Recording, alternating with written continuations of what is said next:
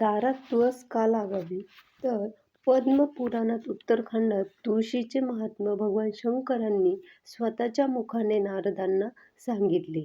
त्यांनी सांगितलं, जो मनुष्य तुळशीची सेवा करतो तो खऱ्या अर्थाने भाग्यवान असतो. तुळशीची पान, फुलं, फळं, मुळं, शाखा इतकंच काय तर तुळशीची मातीसुद्धा अत्यंत पावन असते.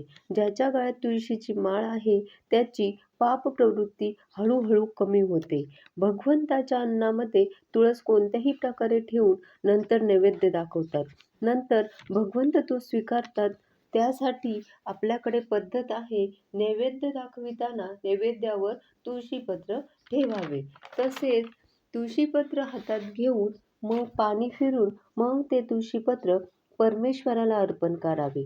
तो नैवेद्य भगवंताला अर्पण होतो. अन्न शिजवताना त्यामध्ये तुळशीपत्र टाकलं तर सर्वच प्रकारचे दोष दूर होतात. हिंदू संस्कृतीत पूजनीय असणाऱ्या तुळशीचे औषधीय गुणधर्म देखील तितकेच आहे. तुळस ही आरोग्यासाठी अतिशय गुणकारी मानली जाते.